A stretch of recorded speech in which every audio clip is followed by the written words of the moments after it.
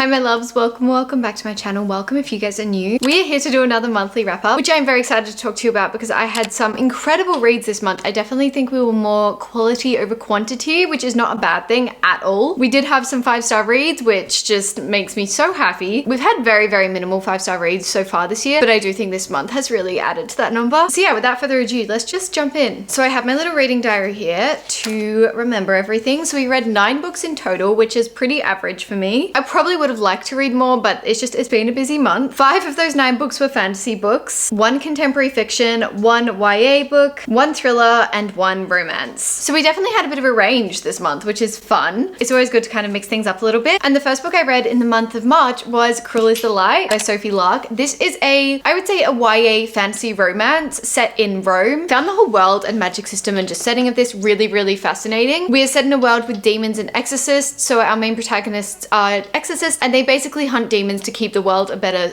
place, a safer place. But there is a lot of like underlying political things going on at the same time. We have a bit of a forced proximity, enemies to lovers romance situation, which was really good. I will say though, for some reason, I absolutely devoured like the first half of this book. And then the second half just kind of fell a little bit flat for me. I don't know whether it was just my mood because I am such a big mood reader. Everything depends on what mood I'm in. So I'm not sure if like I just started becoming less connected to the book as I continued through it. Because the first half of this book, I was like, oh my gosh, this is like Cassandra Clare. The Shadow Hunter girl within me was just like screaming because I've been looking for like anything that compares to Shadowhunters for the longest time, and I was really hoping that this was going to be that. But I don't know, the ending kind of gave it a different vibe. Not saying that it was bad. I gave this book a 4 stars. I really enjoyed. I thought our characters were really interesting. A lot of morally grey characters, which I mean we always love that. I thought the world was really interesting. I mean set in Rome but with like demons and everything like that. That is just really fun in itself. I do think this deserves a lot more hype. It was just a really fun YA read. I'll just say that. And I can't really even explain as to why I didn't love the ending as much as I hoped I would. I just feel like it was probably more my mood than anything. Let's just blame it on my mood because I feel like that's the best explanation as of now. But yeah, the first book I read was Cruel is the Light. I then read Blue Sisters by Coco Malors. Now I was terrified to pick this book up, and the only reason I ended up picking it up was because it is a book club pick for me. But I was shocked. I was shocked at how much I loved this book. Basically in Blue Sisters, we are following 4 sisters who are all very different. They all have very strong personalities, have strong vices, have strong flaws, and I feel like that in itself was really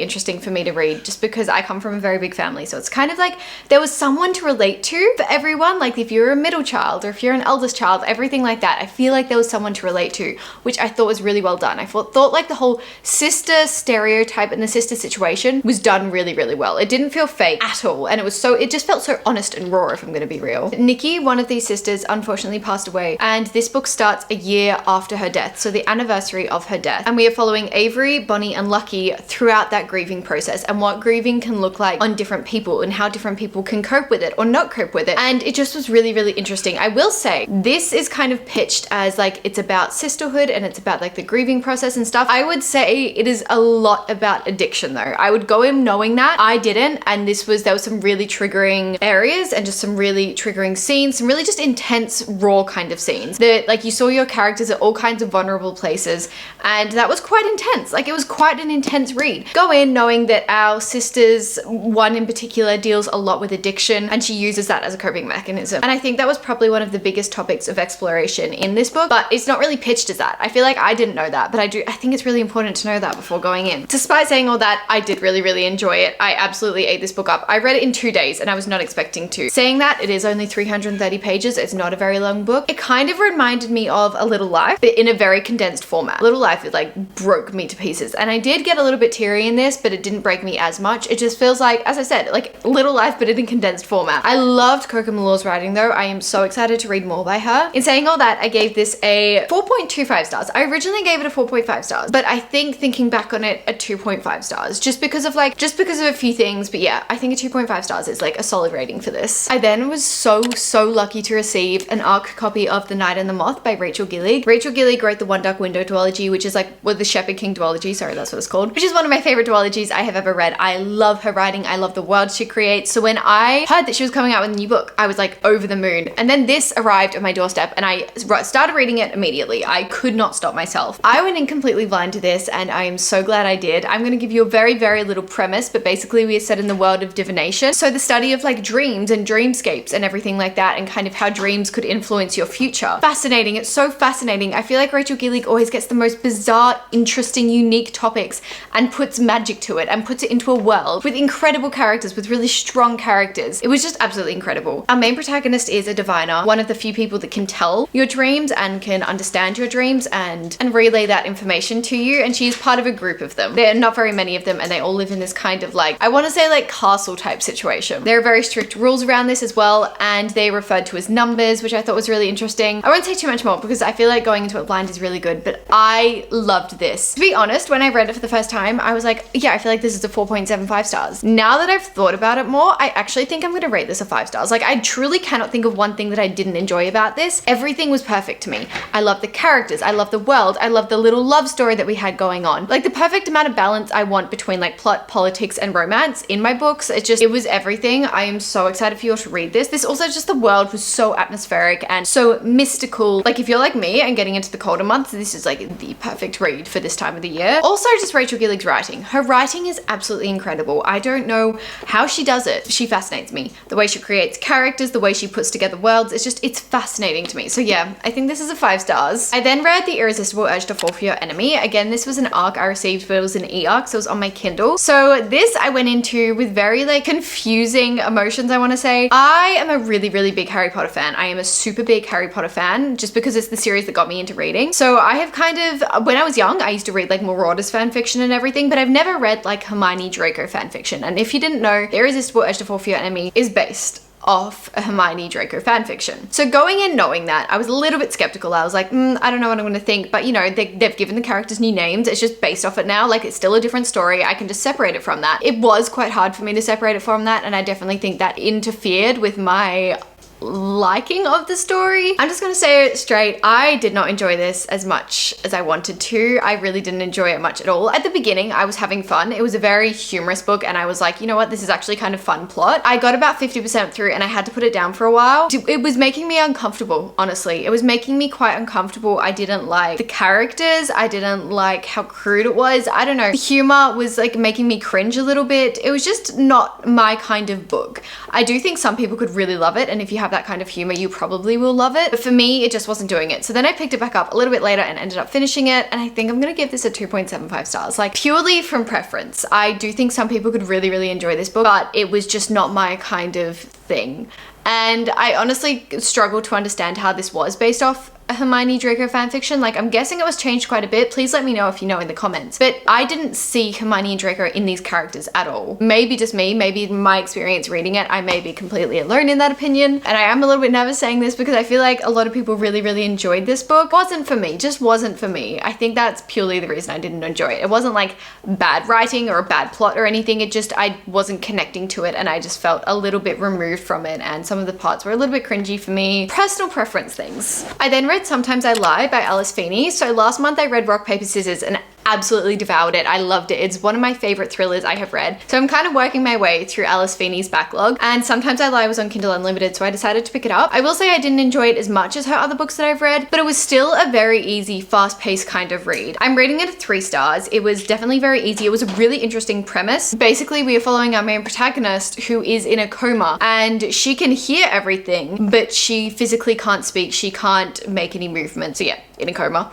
Freya. But she doesn't know how she got into this coma. She is trying to remember, and we kind of have time jumps going back a few weeks before she was in this position, how she got there, putting all the pieces of the puzzle together basically as the reader. Like that's your job, and I thought that was a really, really fun aspect. I was definitely trying to guess the entire way, and it definitely had me hooked from the very beginning because of that. I don't think I loved the plot twist, and there are a few scenes that were very, very explicit, so do go in knowing that. I would look up trigger warnings before going in, but I think those are my 2 main things. The plot twist wasn't as big as I was kind of hoping. The ending was a little bit unsatisfying for me, but you know, apart from that, it was a really easy, fun thriller. Like there is nothing I can say that was too bad about it. So still recommend. I did enjoy it. It was fun. It was a 3 stars. I then had my top read of the year so far, and I feel like this is a surprise to no one, and that was Sunrise on the Reaping by Suzanne Collins. This was my most anticipated release of the entire year. Just ate this book up. It was everything I could have asked for in a prequel to the Hunger Games. I don't think I have ever enjoyed a prequel to a series, such a beloved series that holds such sentimental value to me in such a long time, ever. I don't think I've ever enjoyed a prequel that much. The Hunger Games is like one of my favorite series of all times. I also love the movies. I think the movies did an excellent job. I am so intrigued to see how this book is going to go onto screen. I feel like it's going to be good. I feel like the fact that they're already putting this much work into it, it's got to be good. I'm so nervous and so curious to see who they cast as Haymitch. But if you didn't know, Sunrise on the Reaping is a prequel to the Hunger Games trilogy. We are following Haymitch, so it is a good few decades before Katniss's Games, and it was everything. I was bawling my eyes out. I felt every single emotion possible. It was so fun seeing characters from the Hunger Games in this setting, because I feel like the difference with A Ballad of Songbirds and Snakes and this one is that A Ballad of Songbirds and Snakes was such a long time ago, and we only had a kind of few familiar faces or familiar names. But in this one, it's only, I think it was what, like 25 years or something before Katniss's Games. So we have so many familiar faces, and knowing the backstory to all of our characters, it makes so much sense. Everything just felt like everything clicked, like everything made sense. Underlying messages in this were insane. Suzanne Collins is an absolute genius. I love her work. I really don't think she can ever disappoint me, but like I already want to reread this. This was an infinity star read for me. I truly don't think I could have wanted anything more. So yes, top read of the year so far, easily. I then finally picked up Reckless by Lauren Roberts. This is the second book to the Powerless trilogy. I have mixed thoughts. I've talked about this a few times, so I'll just do very briefly, but I have very mixed thoughts about the Powerless series. I really actually preferred Powerful, the novella, to Powerless over Powerless. The characters are great in this world. I really like Kai. It just feels a little bit too done before. Like I feel like I'm reading just another romantasy book, and it's nothing groundbreaking to me. It feels very familiar to a lot of other books that I've read, and yeah, for that reason it's nothing groundbreaking to me, and I'm not like a diehard fan for it. But not saying I don't enjoy it. It's an easy, fun fantasy romance read, and look, if you're new to fantasy, I do think it's a really good place to start. So I went into Reckless knowing that it wasn't going to be anything spectacular, purely because of all the people I know who have read it, who are diehard fans of the series, and they just were like, yeah, it was fine, it was nothing incredible. So I went in knowing that, and I think that really helped a lot of my opinion of this. I gave this a 3 stars. I liked the amount of character development we got in it. I like the little Easter eggs we got in it, but I do think we could have done with a little bit more plot. Like, not a lot happened in the book. It was very much about the romance line, which I'm not complaining. Again, very entertaining to read, but I do think with a little bit more plot, this could have been like something I would really, really enjoy, and probably like a 4-star read. But yeah, I kind of just had mixed opinions on it. I have mixed feelings towards it, and trust me, I'm not saying if you like Powerless, like why do you like it? Like I get it. I get why you like it. I think it can be a really fun, engaging read. Just for me, I don't connect to it as much as other people connect to it. Yeah, I just was kind of wanting a little bit more. It does feel like a very middle book. I will say that. Like it makes sense that this is the middle book to the trilogy, because I feel like a lot of information came to light in it, and a lot of that is going to be built on in the 3rd book. So I am curious to see where it goes, and like the ending I didn't expect. I'm very curious about that as well. I feel like my thoughts about this are very jumbled, but yeah, I hope that makes sense. The book hangover then started hitting of Sunrise on the Reaping, so I literally just picked up A Series of Unfortunate Events, the 6th one. I have been rereading this series slowly because it is one of my favorite childhood series, and honestly, when I am exhausted at the end of the day and don't have the mind power to start a new fantasy book, these are like lifesavers. Like you can sit down and read them in one night, obviously, because they're so little. I love Lemony Snicket's writing. I think he is a genius. I love his characters. I love the Baudelaire orphans. I love Count Olaf. He is a horrible man, but I love him. Yeah, I just truly think this is one that you like should read once in your lifetime. It's a series worth reading for once at least. And like, I feel like as an adult, you still really enjoy it because of Lemony Snicket's writing. Like because it's so unique and so fun and so different to anything you've read before. I feel like I'm not going to give this one a rating. Like it's a childhood classic. It's a favorite, and I'm slowly working my way through the series and very much enjoying it. Final book I read in the month of March was Great Big Beautiful Life by Emily Henry. Now, I said in my vlog about reading this that I did actually finish it on the 1st of April, but because I read majority of it in March, I wanted to include it in my March wrap up. I was so incredibly grateful to receive an advanced copy of this from Penguin. This comes out on the 24th of April, and I am a massive Emily Henry fan. Like I love Emily Henry. I have not been disappointed in one of her books. This is tying in 1st place now. This and Beach Read are like my favorite books by her. I really didn't expect that, but I am obsessed with this. It felt really different to any of her books I've read before. It kind of felt like a little bit like Seven Husbands of Evelyn Hugo. It kind of gave that vibe, because basically we are following 2 writers. Our main protagonist, Alice, she has traveled to this island to interview this very iconic figure, Margaret. She was just like a socialite, always in the public face growing up, and Then one day she just disappeared for months on end and nobody knows what happened. But Alice has dug her up and she is requested to do interviews with her and possibly write a book about her life. Hayden is also in contest for this book. So Margaret basically says, I'm going to give you guys a month. I'm going to talk about my life, give you a little intro basically, and you're going to write it up and I'm going to decide whose book I like more and who is going to write my actual biography. It was a really interesting premise and it was really great having like different timelines, like as in talking about Margaret's life, then coming back to reality. I loved our characters. I love Alice as a protagonist. She is so fun and bubbly and full of life. And I really